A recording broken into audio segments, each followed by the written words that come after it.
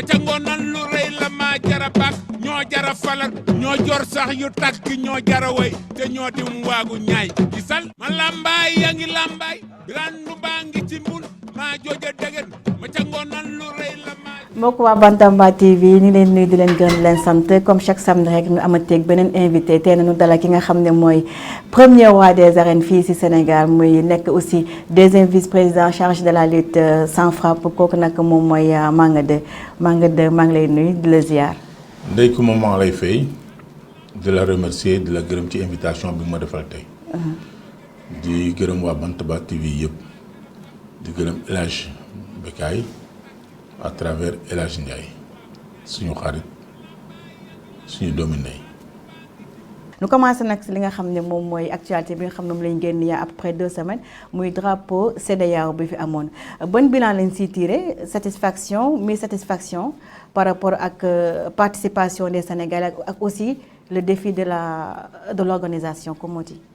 merci Ndeye Coumba loolu daf may permettre ma sant gërëm Sénégalais yi Sénégalaises yi ndax askan bi yëpp ñoo ci jàpp ci CEDEAO bi amateurs yi yëpp génn si seetaan si seen rak seen jarbaat yi seen doom yi yàlla defal nu ndam bu rëy satisfaction bu mag laa ci am parce que c'est une première sortie pour la CEDEAO de vice-président Manga 2 chargé de la lutte simple kon nag loolu suñ ko defee yàlla jox nu ndam sénégalais yëpp ñëw seetaan si làmb ji amateurs yi ñëpp nekk ci gannaaw ñu mënul ñëw sax di ko seetaan ci télé yi di ñaanal xale yi kon maa ngi leen di gërëm di leen sant bu baax a baax te xam ne ndam bi ndam bu rëy la ndax Sénégal moo jël médaille d'or yi yëpp ci par équipe rawatina nag médaille par individuel ñoom ñëpp ñu am ay ndam ba mu des benn médaille kon nag yaakaar naa ne nit aussi soo wootee di séddale su nekkee tuuti il faut nga sédd ko mooy benn médaille bi ñu sédd ñeneen ñi. maa ngi yaay wax léegi ne satisfaction totale nga am même su fekkee ni vous avez réussi le pari de l'organisation avec l'appui de la CEDEAO na quoi qu'on puisse dire CEDEAO moo si dugal xaalisam pari mobilisation bi moom dafa mel ça a été un échec. non mobilisation bi nekkul échec parce que damay sant télévision yi sant site yi yëpp parce que ñoom def nañ ci liggéey bu rafet a rafet yaakaar naa ne manifestation boo xam ne jeudi la ñu commencé vendredi samedi xam nga ne c'est des jours ouvrables kon population bi suñu bàyyi seen liggéey bàyyi seen soxla yi yëpp ñëw nekk derrière l'équipe nationale yaakaar naa ne mobilisation bi gis na stade bi nu mu feesee yaakaar naa ñu fi nekkoon suñu nekkoon Iba Mar Diop duñ fa xëj kon dama leen di remercier bu baax a baax je pense que mobilisation bi a réussi ñu ngi ko feggoon upp na loolu di remercier aussi ñoo xam ne le CNG yëpp ñoo ci liggéey jàpp ci mention spéciale à Issa Ndiaye du marketing parce que am na liggéey yoo xam ne man ak moom ñoo nekkoon ci biir terrain bi di liggéey xam naa jéego yu bari yu mu def pour la réussite de cet événement ñëpp ñoo xam ne aussi ñoo doon recevoir gan yi yëpp ci hôtel yi yëpp ku nekk def na liggéeyam jéego bu rafet ñu ngi gërëm ñëpp sant ñëpp. am na aussi benn invité de marque boo xam ne depuis bu ñu ko wàccee ba léegi gisuñu ko woon mooy le président Aliou Sarr l'ancien président du CNG gis nañ mu ñëwoon ci bis bi taaral bis bi. waaw Aliou Sarr c'est normal mu ñëw parce que Aliou Sarr bàyyi làmb Aliou Sarr nitu làmb la donc CEDEAO su amee moom am na ndomo tànk war nañ ñëw seetaan si pays yu fa ñëw yëpp. seetaan si encourager l'équipe nationale encourager rakam boo xam ne moo yor lutte traditionnelle muy Manga 2 ñu ngi koy gërëm di ko sant di wax ne équipe sortante bi ñu ngi leen di remercier parce que du ma citer ay tur mun naa wax ne ñëpp ñëw nañu seetaan si nekk derrière l'équipe aussi. Manga nu ñëw nag carrément si wàllum gis nañu tamit keroog si kii bi si 3 jours yi moom mun nañ jàpp ni que c'est vrai que xale yi gagné nañu bu baax mais mystique bi amoon na si wàll bu baax a baax dafa mel ne volet mystique bi yaa ko yore woon de Manga. non léegi ça m'étonne parce que à chaque fois même bi nga ñëwee seetaan si xale yi da ngay wax wàllu mystique. non parce que soo déggee mu wax la wax wàllu mystique yow déjà bu ñu leen laaj hébergement équipe nationale muy équipe nationale yëpp muy football beeg handball beeg basket bi fu ñuy nekk waru woon nekk benn boo xam ne benn secret yow déjà da nga ko defoon secrétaire alors que xale yi fu ñu nekk fu ñu regroupé woon foofu la ñu nekk qu'est-ce qui t'empêchait wax ni que gars yi foofu la ñu ànd Lions yi foofu la ñuy héberger maanaam arène nationale. bon dama xameewul noonu làmb dafa am ay secret donc su demee ba secret bi wejj rek yaakaar naa ku nekk mun na la botu fu nekk. kon mooy mystique bi ñuy wax. enfin li ñu ko waxee tout le temps mystique. waaw mais loolu mooy mystique bi. mais mystique bi Sénégal yëpp moo ci jàpp ñu ñëwul seetaan ñu ñëw seetaan yëpp ku nekk ñaanal nañu te nga ñaanal xale yi ne yàlla na leen jox ndam rek loolu ñaan la donc ci loolu la ñu xam ci Sénégal loolu ñu xam équipe bu football suy dem sax ñun ñëpp dañu ñaan ci ndax yàlla jox leen ndam donc je ne vois pas les raisons aujourd'hui xale yi di compétir fii ci làmb loo xam ne mooy suñu cosaan demuñ ko jéegaane fenn ñu ñëw ko moomal suñu bopp ñu war fi am échec Sénégal yi di ko seetaan maa ngi leen di gërëm di leen sant bu baax a baax ci taxawaay bi ngeen taxaw. amateurs yi rawatina amateur làmb yi. ok maa ngi leen di ñëw si wàllum récompense yi yéen mi nga xam ne sax yéen a accueillir li nga xam ne moom mooy CEDEAO bi c'était un dilemme pour ñu xam récompense yi ñaata la ba si jour J bi kenn mënu la woon wax ni si membre CNG bi récompense yi temps la mais au finish après 3 jours de compétition gis nañu c'est des récompenses on peut pas dire c'est dérisoire mais par rapport ak ampleur tournoi bi 5 millions pour ki nga xam ne moom moo gagné tournoi bi ak ay 1 million ki nga xam ne moom moo gagné par individuel maanaam mbër bu nekk su individuellement tu as 1 million 750 000 pour bi nga xam ne moom mooy médaille d'argent bi ak 300 000 ki nga xam ne moo am médaille de bronze bi c'est pas un peu dérisoire pour li nga xam ne mu mel ni comme CEDEAO du organiser lu toll noonu. xam nga loo gis rek mu nekk ñoo xam ne dañ koy waxtaanee avant récompense yi suñ ko waxtaanoon avant yaakaar naa du mun a demee noonu parce que lu ñu teg ci drapeau chef de l'État moo ëpp lu ñu indi en tant que la CEDEAO kon yaakaar naa ne loolu aussi ni nga wax ànd na ak yow ci loolu waroon na mun a ëpp loolu xale yi gën a gis seen bopp nit ci gën a gis seen bopp en tant que la CEDEAO. léegi loolu à qui la faute yéen mi accueillir manifestation bi. non je pense vous pas avez que est-ce que y a eu la communication qu'il fallait ba ngeen mën a xam récompenser parce que yéen kun si laaj mu ne xaw ma récompense ñaar est-ce que loolu tamit nekkul erreur de votre part ngeen di accueillir manifestation yéen responsable bi kenn mënu la wax ñaata la ñuy gagné est-ce que tamit toogu leen nekk on vous a mis devant la fait accompli. non enfin xam nga loo gis rek ku nekk dafa am cër boo xam ne moo ko war a toppatoo te ku nekk suñ ko bàyyi ak cëram rek yëpp dina dox. donc le CNG aussi dafa am fu mu waroon a yem ak ñoom lu mu waroon a yem ak moom dafa am lu mu waroon a gàddu lu mu gàddu yëpp respecté na ko CEDEAO bi fekkee ne lu mu gàddu aussi wax na ne respecté na ko parce que seen moyen fii la toll waroon nañu mun a waxtaan ak ñoom ba conclure loolu yëpp avant. CNG seen wàll fii la yem c'est-à-dire mooy fan dafa am ay limites fa la war a yem si wàllum information. non pas information xam nga wàllu récompense du ñu ñoo joxe récompense yi. et je pense que yéen joxewu leen ko mais war ngeen si am cadre wax nga ko léegi li nga xam ne mooy drapeau chef de l'État fii la c'est au niveau local mais tournoi CEDEAO c'est international kon comme on dit récompense c'est dérisoire c'est très dérisoire su fekkee ne drapeau chef de l'État moo dem ba ëpp li nga xam ne mooy tournoi CEDEAO kon ça veut dire y a problème. mooy li ma la wax rek wax naa ne ànd na ak yow ci nga wax ne comme par exemple récompense xale yi c'est dérisoire. est-ce que yéen tamit foofu xaw leen fa nelaw aussi. su fekkee vous n'avez pas votre mot en dire rek mun na nekk noo ko gisee rek. non du man ni ma gisee yéen mi organiser kay yéen yow loolu en tant que responsable chargé de la lutte simple yow loolu noo ko gisee. nu ma ko gisee mooy askan bi yëpp ñu ngi ko gisee je pense que. récompense yi c'est dérisoire. waaw mënoon na yokk loolu parce que en tant que drapeau chef de l'État ñoo xam ne ñun ñoo ko mémal suñu bopp ñu upp la CEDEAO lu mu teg yaakaar naa ne loolu lu ñu war a waxtaanee la. seetlu nañu aussi CEDEAO bi c'est loo xam ni compétition nationale équipe nationale mooy représenté li nga xam ne moom mooy drapeau Sénégal mais nañoo seetlu depuis quelque temps wala boog c'est vrai que ça fait 2 ans amul mais on a remarqué à chaque fois que tournoi CEDEAO fii ñu organisé ko fii Sénégal doo gis benn mbër bu ñëw wala boog les anciens pensionnaires de l'équipe nationale ni ñëw à part mennum Eumeu Sène si VIP laa bëgg a wax parce que amoon na ay mbër yu ndaw yu fay ñëw mais à part VIP doo gis benn mbër c'est yéen yaa leen invité wul wala c'est ñoom noo bëgg téye seen bopp ci par rapport ak li nga xam ni moom mooy équipe nationale c'est quoi le problème ba gis nu benn ancien lutteur équipe nationale wala boog les VIP ñëw.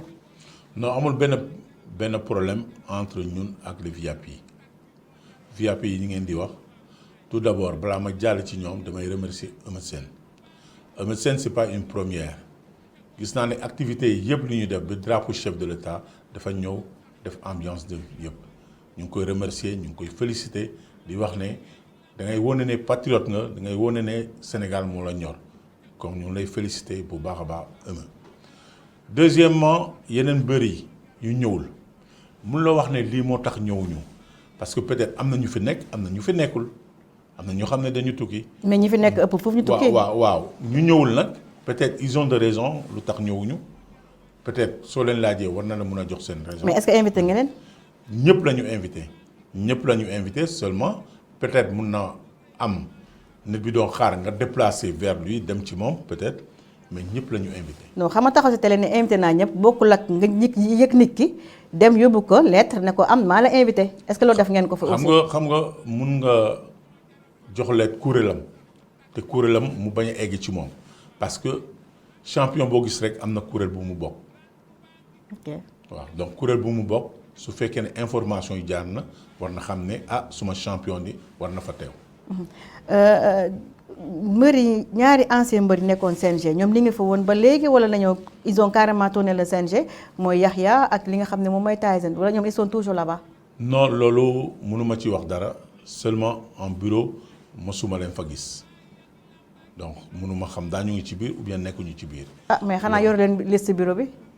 non enfin loolu c'est pas de mon ressort franchement ndey ñu nekk ci bureau bi ak ñu nekkul ci bureau bi man dañ ma nommé luñ ma nommé maa ngi ci keneen dañ ko nommé luñ ko nommé mu ngi ci. ok def nga n'est-ce pas bilan bi def nga réunion bilan par rapport ak CEDEAO bi. non je pense que def nañu réunion keroog on n'a pas pu faire le bilan de la CEDEAO. leen di xaar boobu ba léegi lundi non xam nga dossier yi li ñu yor dafa bari quand même. donc foofu la ñu nekk keroog ba presque ay 20 heures hein. ok donc lundi c'est possible que ñu entamer évaluation CEDEAO bi. ok beneen li nga xam ne aussi remarqué nañ ko aussi bokk ay yenn info yu am si yenn mbër yi maanaam les récompenses ont été données en dollars est-ce que loolu aussi c'est normal sooy ñëw si pays francophone indi ko xaalis bi nga xam ne dëkk boobu moom lay kii mais imaginez am na ay mbër yoo xam ne ñoo dem jibbi fu sore ils étaient obligés déjà samedi lañ lay jox xaalis yi samedi c'est en dollars xaalis bi samedi les banques ne sont pas ouvertes suñu demee dimanche banque yi tëj na lundi ni wari weccit toog di xaar di wari weccit est-ce que loolu aussi c'est normal yéen dafa mel ni CEDEAO dafa am fu mu lay ngacc foo xam da leen fa téye ba nga xam ne yéen doo leen bouger yéen daal si ay waam rek ngeen di wéy. non CEDEAO amul fu ñu téye lu ñu war a riposter nañ ko riposter parce que ñun suñu bëggoon CEDEAO bi am fii du fi am suñu waxoon ne on peut pas le recevoir du fi am. CEDEAO gaa ñaata dëkk rek a fay recevoir Niger Sénégal alors que ñaata dëkk ñoo ñëw fii. c'est pour te dire que par exemple suñu bëggul mu am fii du am fii ñun kenn yoru. est-ce que nekk woon la fekk dernière édition bi doosoo la woon Niger c'est normal nous passer le relais au Sénégal. non suñu passer au relais au Sénégal on dit qu'on n'est pas en mesure d'organiser on peut pas organiser. un pays de lutte comme le Sénégal mënuñu ko sanctionner donc l'essentiel mënuñu tënk fenn. waaw léegi dollar bi leen jox nag non parce que yéen déjà yow wax nga léegi ci sa biir wax nga ne suñu leen si boole woon si seen maanaam am na ay waxtaan yoo xam ne xëy na suñu leen si boole woon yéen di ngeen joxe seen avis maanaam si wàllum récompense yi. non récompense yi laa la wax. xam nga si wàllu récompense yi mun nañu dem ñu tardé pour wax affaire récompense yi. waaw foofu déjà boobu déjà benn faay nga noonu. deuxième faay mooy nga ñëw pays francophone boo xam ne moo organisé tey yii su fekkoon am nañu Gambie ça n'allait pas poser problème. mais Sénégal mel ni francophone pays Sénégal CFA moom mooy seen devise nga indi leen dollar ça pose un problème wecci te fekkee dollar la taux bi en fonction bu taux bi mën na yéeg mën na wàcc et tamit loolu tamit nekkul seen faille aussi. non comme ni nga ko waxee problème dollar je pense dans les médias ça peut se régler donc je pense que yooyu amul problème suñu indee dollar suñu jàppee dollar bi ñu régler automatiquement ni ñu ko indee loolu amul problème. te léegi kon léegi dollar ak ngeen nangu doo leen nangu CFA. mais en fonction si pays bi ngeen di ñëw non si pays en CEDEAO pays yu ko kii yëpp lu si ëpp c'est des pays francophones qu'est-ce qui les empêche ñoom suñuy ñëw xam ne Sénégal mooy organisé suñuy ñëw dans leur bagage ñu indaale devise Sénégal dëkk boobu maanaam fii Sénégal CFA la pourquoi ñu leen di indi dollar foofu laay waxee man. mais ndey y a pas problème ñu indi dollar ñu indi beneen argent l'essentiel suñu nekkee taux bu ñu wax dañ koy changer dans les médias y a pas de problème. dañ ko joxe. taux bi su nekkee 500 mun nañu egg seen 1 million su fekkee c'est moins de 500 kon lay mbër yee perte de. non mbër yi du perte day egg ci lu ñu wax. ok c'est la même chose. léegi récompense noonu nu muy demee séddale bi nu muy demee. non séddale bi mu demee ni mu war a demee rek la demee. naka lay demee léegi staff bi day am wala CNG moom mooy joxe wala mbëri seen 5 millions yi ak 1 million weccit yooyu ñëw dañ koy boole bokk koog coach beeg coach adjoint beeg ñi nga xam ne leen éliminé comment ça se passe. le dispatching ñoom ñoo toog waxtaan ni ñu koy partagé ñooy wax ku nekk ñu jox ko cëram c'est un groupe on travaille en famille ñoom ñoo xam ni ñu koy partagé. kon na mbëri duñu am dara mais ñoo ko moom. mais mbëri moom du ñu am dara de compte su fekkee ne war nañ jox médecin bi jox coach bi jox coach adjoint xam naa daañu ñamal tamit ñi nga xam ne bokk regroupement ci 5 millions.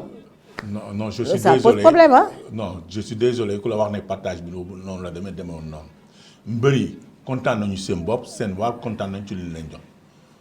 non waxuma loolu de ba léegi manga bàyyi di ma wii di ma jéem a dekkal dama lay wax l'essentiel séddale bi nu muy demee nga ne xaalis bi noo ko moom mais tamit xanaa tamit baadoolo weesuwul nga jël 5 millions nga nekk ak ay coach Amoura Sarr ak Bafa Gueye ak médecin bi parce que pendant 25 jours nu jox la sa 5 millions ak sa 1 million nga gàddu yóbbu sa kër.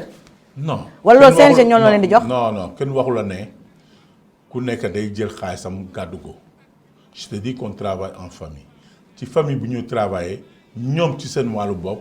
ñoo indi seen proposition teg ko nii rafet na lii rafet na lii rafet na donc lu rafet ñu accompagner ci rafetaay boobu donc loolu. les courses ñoom ku leen di jox ñoom c'est à voir que par exemple yow ci seen bopp ñoo wax ne kontaan nañu nit bi su kontaanee nag amatul loo ko desee rawatina ñun ñoo xam ne ndam la ñu doon ut ñu jox ñu ndam bi ñun ndam moo ñu ñor Sénégal moo ñu ñor c'est pas l'argent.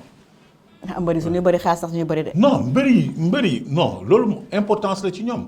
mais ñun les encadreurs ñun le comité c'est la réussite. xam nga soo nee ñun yow Manga yaa ngi ci biir CNG mais soo déggee ma wax ñeneen ñi dispatching bi yow xam nga xaalisu mbëri doo leen laal Birase du leen laal ainsi de suite maanaam coach Amoura Sarr ak coach Bafa Gueye ak coach ak kii nga xam ne mooy médecin Dieye ñoom est-ce que dañ leen di est-ce que ñoom CNG moo leen di jox wala mbëri moo leen jël seen xaalis compal leen jox leen. ñu ko mën a régler dinañ ko régler ba ñoom coach bi docteur bi ñoom ñëpp bekk kontaan.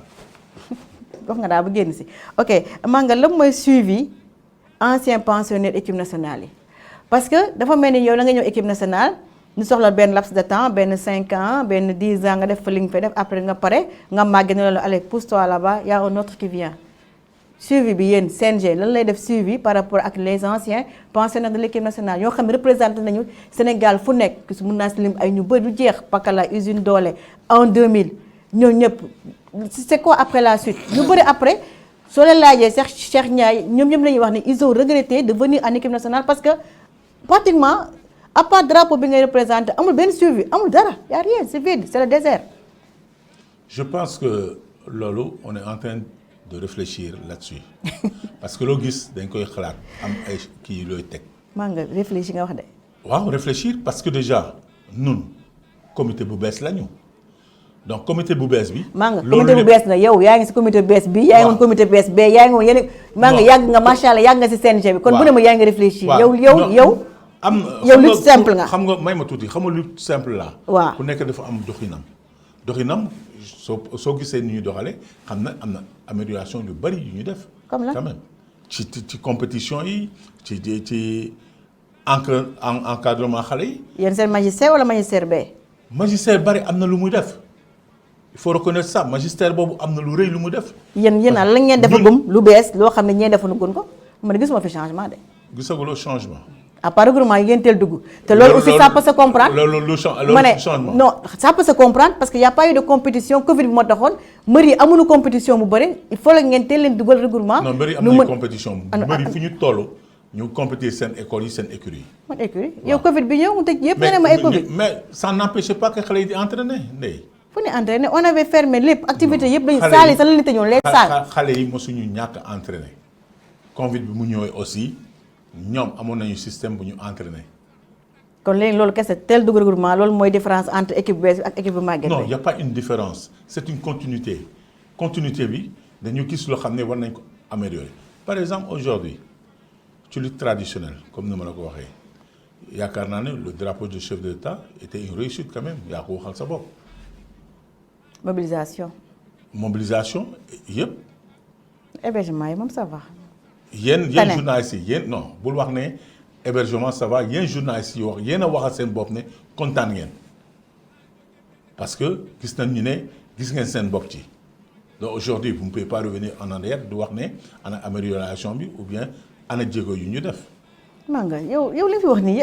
donc loolu nekkul dara. non man su loolu loo xam ne quelque chose lu man dama la laaj équipe nationale bi la nga ne ni ngeen si réfléchir. équipe nationale bi yow waruloo si réfléchir ndax yàgg yow nekkoon nga si équipe B. xam nga suivi nga wax c'est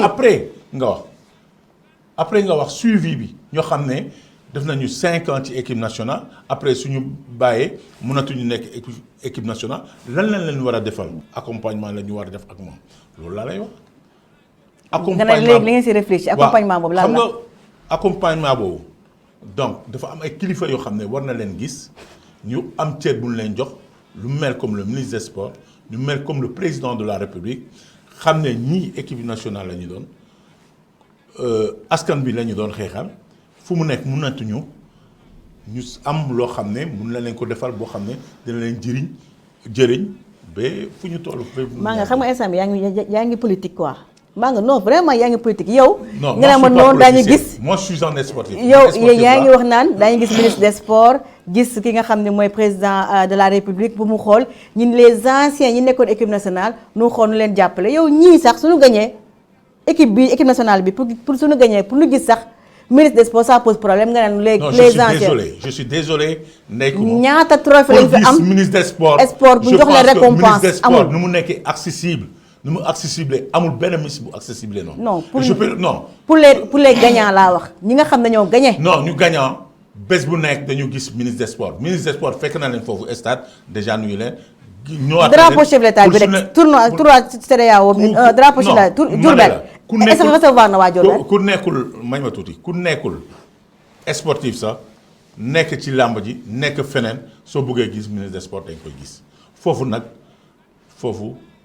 kenn mënul wax le ministre des sports. non il est accessible c'est vrai. partout de gauche à droite. il est accessible c'est vrai il est maanaam amul barrière entre sportifs waaye dama ne si wàllum reconnaissance c'est pas seulement le ministre des sports yéen le CNG war ngeen wut ay moyens yi nga xam ne war ngeen mën a jàppale xale yi mais pas wekk ko rek si ministre des sports wala ngeen wekk ko si président de la république non yéen macha allah yàgg ngeen fi war ngeen mën a am benn ressource de revenu wala dafa leen sax benn sargal boo xam ne c'est pour récompenser tous les anciens qui ont porté le drapeau de l'équipe nationale mais li ñu wax rek ngeen wekk ko équipe mais loolu Ndeye yomb na mais loolu dañ ko doon def toujours dañu doon sa les anciens lutteurs amul décoration bu ñu leen defalul ñu fi nekkoon. moi je te parle de l'équipe nationale tu me parles des anciens lutteurs. non les anciens lutteurs c'est l'équipe nationale. non anciens lutteurs yi ci équipe nationale la ñuy jógee. quand je te parle man ñi nga xam ne c'est la jeune génération yi nga xam moom la ñu fekkee. yow li ñu wax ñi ma fekkee ma leen ay ñoom en 2000 ay ñoom usine doole ay ñoom Cheikh Ndiaye ñoom Pakala ñoo tax may wax waxuma la ay ñi nga xam ne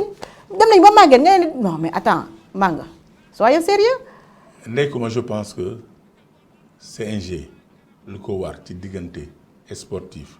lutteur mu ngi koy doxal mun loo jékki-jékki nag une bonne fois defar yëpp. ok au fur et à mesure nga nekk fii da ngay bëgg di def ay jéego di def ndànk-ndànk ba réussir fi ngay dem. ok le cas de Kassé moom foo leen si toll le lutteur qui était à Diourbel blessé pratiquement tétraplégique kooku wut na ay ndimbal ñëw na sax si drapeau tournoi bi nga xam ni moom l'ancienne équipe moo ko organisé woon mooy bu amoon foofu Mbour ñëwoon ak chaise mais y a pas eu de suivi dafa nañ ko ay quête le CNG qu'est-ce qu'il compte faire pour lui boog c'est vrai que am na ñu bëre mais moom bosam moo gënoon visible quoi demee ba di ko defar quête ci koo xam ne c'est un jeune il a représenté le Sénégal quoi qu'on puisse dire. waaw comme ni nga ko waxee rek ñun jot nañu lettre bi ñu ngi koy étudier. kañ ngeen ko jot. enfin yàggul lettre bi CNG jot à propos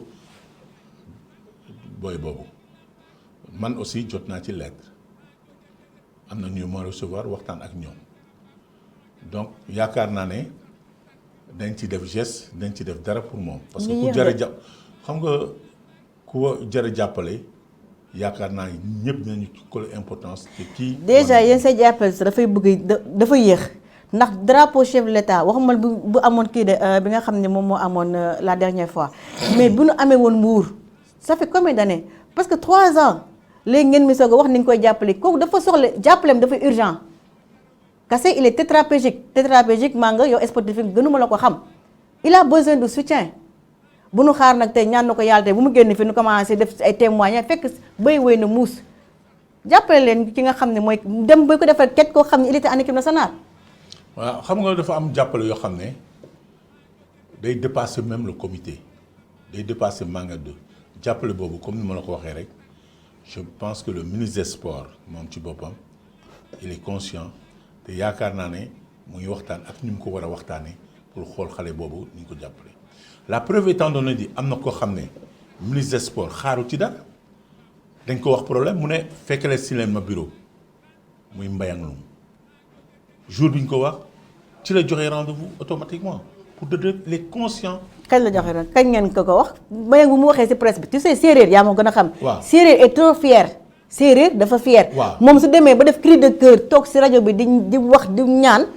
yéen foofu ngeen soog a réagir. non nee na non parce je suis que désolé. si non je suis désolé parce que moom nee na elle a envoyé beaucoup de lettres mais il y a pas eu de suite. mais nee na lii envoyé na ko ñu bëri je vais pas citer ça ici. non parce que moom ce sont ses propos. bu may yëgee feebaram.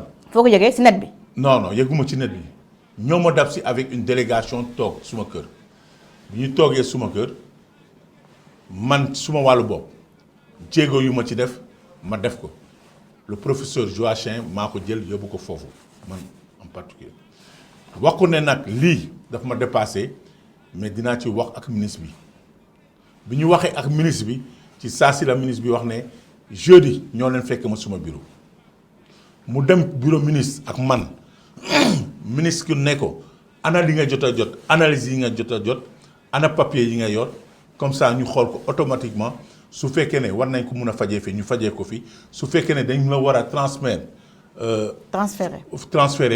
fu mu war a doon ñu def ko donc ci loolu la ñu toll moom la ñu xaar pour mu yóbbu dossier bi dans un premier temps ministre wax ko ne am na dàll bu ñu la waroon a defal dama laajte ñaata la ñu seet si c'est adoptable ñu defal la ko fay ko je pense que ministre bi lu mu yëg day def ci taxaw.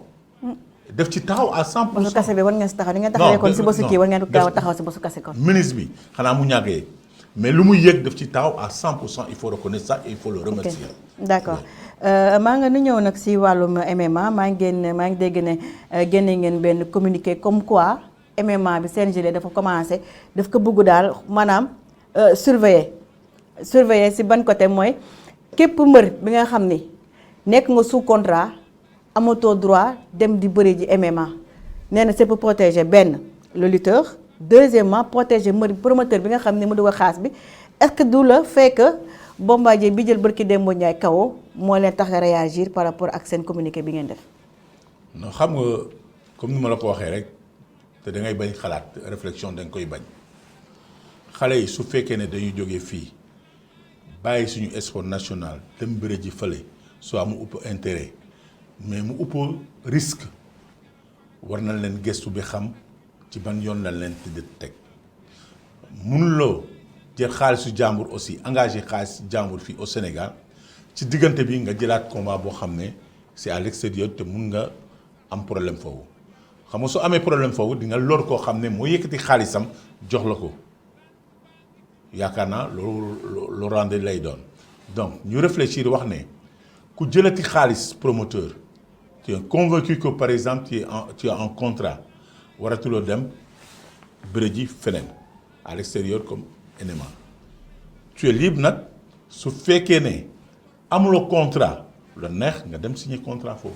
la ma tax ñu jël décision boobu pourtant MMA mbër yi mu koy commencé bëre yàgg na pourquoi est-ce que c'est le cas de Bombardier te normalement Bombardier qui a reçu un coup KO selon règlement te da nga war a toog 6 mois avant ngay bëriwaat. nu xoolaat la si psychologie sa bopp yeeg affaire yooyu noonu en tout cas daal pour des raisons de sécurité. non c'est pas simplement le problème de Bombardier. Il y a un autre Sénégalais boo xam ne moo mujjee def kooku soo gisee photo yi ndey kuma da ngay jooy sax dañ ko dóor ci suuf ba dañ ko nangu donc il y a certaines choses yoo xam ne. pourquoi ngeen soog a jël décision bi léegi kon ça mérite de réflexion non barke yooyu yàggul combat yooyu yàggul aussi ah. non man la moo tax CNG tey jël décision comme quoi mbër bu nekk sous contrat dootu bëreeti MMA te pourtant MMA. ça va bientôt faire 3 ans. non nekk fii non c'est pour mbër di ko bëre. non tu as dit 3 ans. presque 3 ans wala mu ëpp ko sax. pour le cas de Bombardier ak Rocky Balboa. bi ñu ñëwee ça ne fait pas 1 an ou bien su defee. yow bàyyi di waxee ni ñëwee Manga yaa ngi woon si équipe B. non équipe boobu non attention les responsabilités que bu ma am tey amu ma ko woon. mais tu avais ton mot tu faisais partie du bureau. Tu faisais partie du bureau. J'étais un conseiller. Mais tu faisais partie du bureau. Tu venais partie du bureau. Chaque lundi en réunion. Donc tu avais ton mot à dire, n'est-ce pas? Et toujours je le disais. Voilà, d'accord. Léegi nag pourquoi boobu waxoo ko fa nag? non wax naa ko fa waxuloo ko fa wóoru la te du la wóor le problème actuellement c'est ñu xool mbër yi naka la ñuy waxtaanee ak ñoom wax leen ku amati combat jël ko fii ci Sénégal doo demati bëree MMA su amul contrat nag lu la neex nga def. ok Manga yow en tant que sportif ce point de vue c'est MMA. est-ce que tu es pour ou contre MMA bi? non MMA bi di ko bëre ji. gisuma avantage am physiquement ak finition lu muy jeexee peut-être mën na am xaalis am na ñu wax ne ëppul xaalis suñu làmb ji parce que nous on peut am na ay boy yu percevoir ay 100 millions. ay 60 non ça dépend des catégories hein. oui c'est par catégorie. waaw c'est pas tout. Am na catégorie bu mag bi ñoom ils dépensent même les 100 millions hein. oui d'accord voilà donc ci Sénégal ngay wax de. donc je pense non moi je te parle ñu nekk c'est des professionnels tubaab yi tax may wax man Sénégal fii mbër yi moom laal gu ñu MMA 100 millions. xam nga man du ma wax waxu tubaab ci làmb. mais MMA xam nga lu tax ma wax. sport tubaab la. waaw sport tubaab. moo tax may la yow sport tubaab mënu ma ci lu wax lu bari man suma làmb boo xam ne mooy suñu askan jëmuñ ko jéegaane fenn su may wax ci loolu lay wax. non maanaam mbër yi nga xam ne mbër yuy dem foofu. MMA yow tu es pour ou contre. non ñu koy bëri ji. man mi personnellement d'accorduma ci. pourquoi d'accorduma ci je pense que nañu ñëw lu ñu moomal suñu bopp dekkuñ ko jéegaane fenn ñu fexe ba jaay ko à l'extérieur ñu liggéey ko te mun nañu liggéey fii loolu ba yàlla jox ñu ndam ñu di ko jaayi feneen. maa ngay créé woon nga fi écurie Manga de loolu moom fan la toll dafa mel ni écurie déggatuñ ko fenn. non mu ngi dox ñoom Dame Sène ñoom Malem Niani ñoo ngi fii. Malem Niani kañ la gëj a bëre. non daaw convoi bi kii feebar bi. ñëpp général Malika nee na may. non kii dégg naa général Pape général léegi moom sëriñ la léegi. côté moo yore woon équipe. non loolu wóoruma ci. ban équipe la yoroon. nekk woon Manga. si. waaw dans l'école de moom foog ne da nga wax ne moo yoroon équipe bi. non wax ma yor équipe de. maanaam pratiquement moo nekkoon pratiquement chef de file bi quoi. non y avait pas de chef de file. di école bi. y avait le Mamadi Ndiaye y avait le Malem Niani y avait d'autres kii y a Dame Sène. toj. ok Manga si wàllum li nga xam ni moom mooy association bi c'est vrai avant na noonu dégg xëy na Covid bi sax moo tax ay billet mag ay billet yu dem Rome loolu amul normal Covid bi la mais association yi fan ngeen toll si wàllum soutien yeeg aide yeeg loolu dafa mel ni amatul trop d'activité de wala kees dafa rës. non aide yi soutien yi quand même. bareetul billet Makka yi bareetul biñ ko am dañ nga doon joxe chaque année ku war a dem mais gij na am. Covid bi la wala kees yi moo amatul dara. bon c'est non daaw ñoo jël ci suñu kees pour yóbbu nit yi soo demee peut-être ci nañ lay jox donc deuxièmement aussi Covid bi comme ni nga ko waxee rek feebar su ñëwee ça fait 2 ans déjà activités yi day wàññeeku mais ñu ngi fi lu ñu war a def dañ koy def. dëj su amee ñu ngi dem taxaw ci les anciennes gloires aussi ñoom état bi yaakaar naa ne war na leen mun a jàppale parce que am na lu ñuy def ci Sénégal du question comme par exemple mbër bi dee comme na ma yàlla baal El Hadj Mbaye Double Less ñooñu yëpp gis nañu état bi ni mu leen taxawee ci seen dëj yi mais je ak seen feebar yi de. état bi jaxalu leen si seen feebar Matar Ba comme tu dis jàppale leen si seen feebar. ku feebar fii nekk ancienne gloire Matar Ba yëg ko na ci dugal ci loxoom à 100%. mais ancienne gloire yi. ba ci ñoom nem si yàlla booy ba mari yëpp.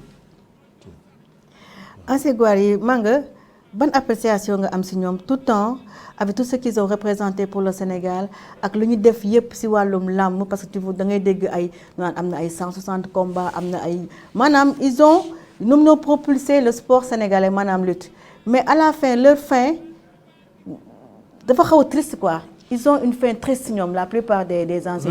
rare noo si ñoom noo si ils ont su tirer leur épingle du jeu mun naa la ñuy catumal nag Manga.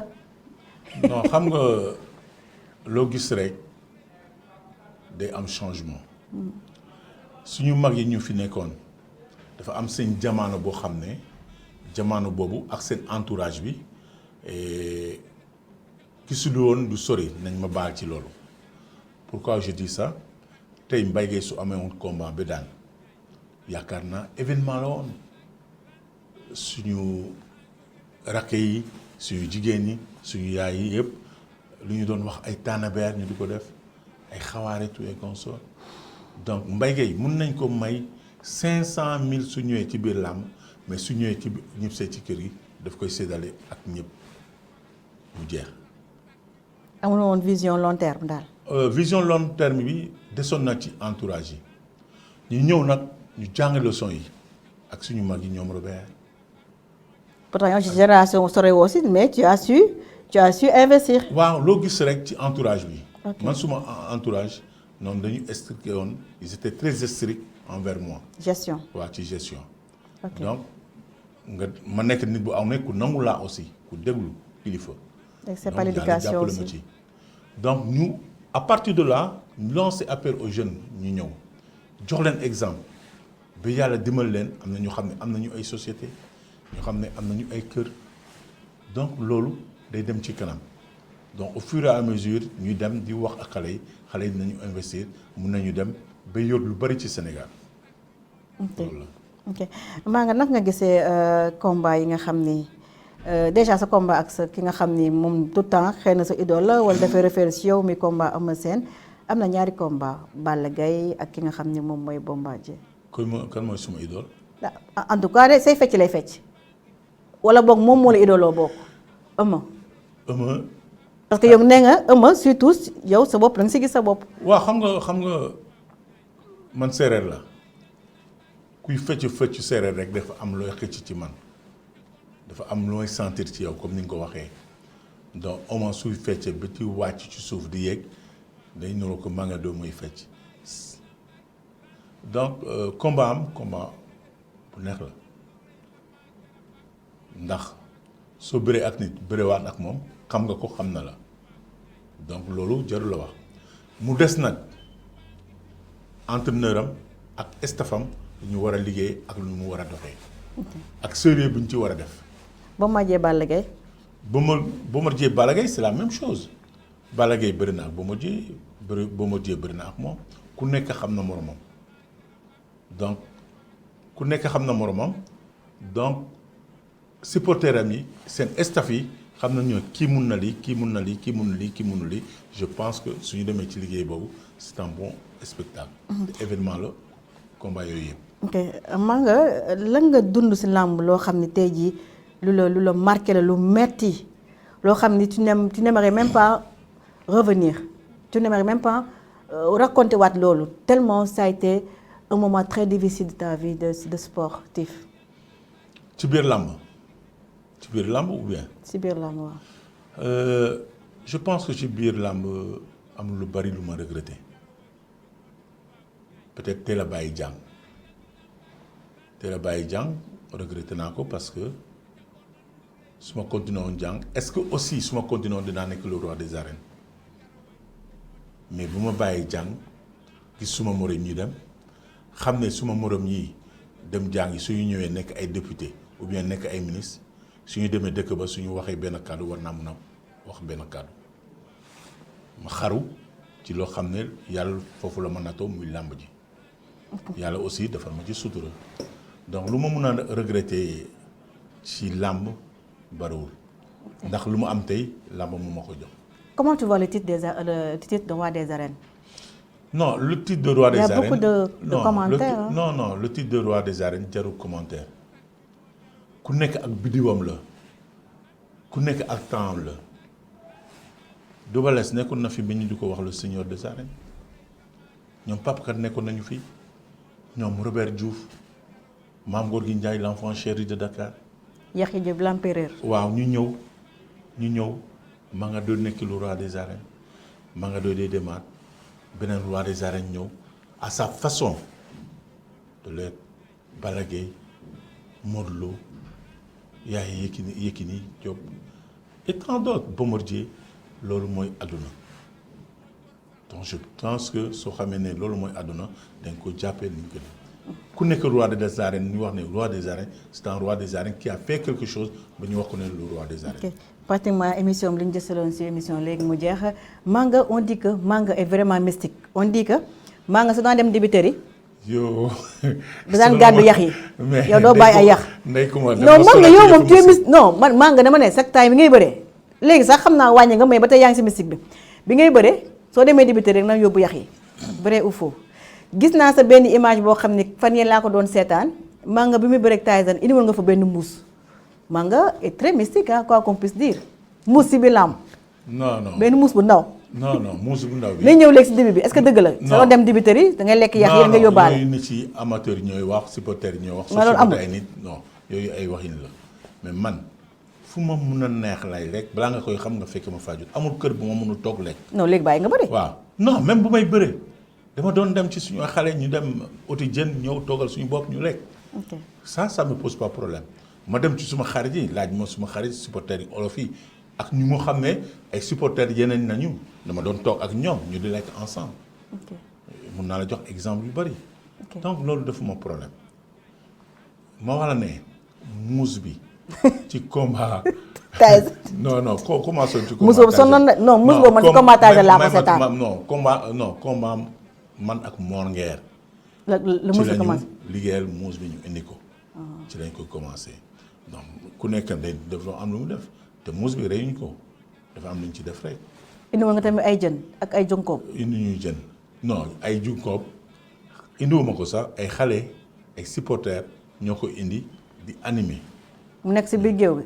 waaw si wetu pelouse bi ñoo ko sànni foofu. ay Manga. je n'étais pas au courant de loolu dama toog ba gis leen. waaw mais muus bale man maa ko indi muus bi man maa ko indi. waaw muus moom lan la taktal la woon wala. yow galan bi nga takk seen digg bi ma gis bi ngay sol. lan la Manga bu indi benn problème. ma doo takk dara non man yow la ñuy wax. xam nga muus bi laa wax tegtal la lamb dafa ànd ak cosaan. ok lamb dafa ànd ak yoo xam ne dañ ko fekk ci suñu maam yi. ok donc suñ la ko joxee wax na ne defee lii defee lii ci bés bi noonu rek nga koy defee. ok nu jeexalee ak benn question rek kan moo ndur ak Manga si mbër yi kuy bëree koo xam ne doon bëree comme yow parce que gis naa bi ngay bëree tuuti dama si xool Expo de chez nous c'est vrai que macha allah yaram bi dérangé wul woon maanaam tu étais à l'aise par rapport à ton poids kan ngay gis tey si xale yi koo xam ne doon na ak Manga. yan xale yi xam nga génération dañu bari am na ay xale yoo xam ne ñu ngi yéeg. non si mbër yi rek. ci mbër yi bari na parce que am na ay xale yoo xam ne. xam naa ëmb mi ngi si biir xam naa ëmb. am na ay nit yoo xam ne comme par exemple duñu xaar dañu attaqué comme Manga de lu ñu attaqué lu mu am jël am loo xam ne duñu arrière.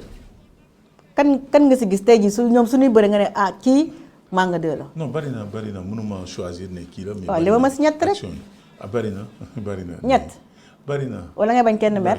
non bañuma kenn mer sax parce que su ma waxee waree wax suma dëgg ak lu ma xaar ak lu ma sentir ma wax ko. ok mais Manga jokkoo njal tàggoon.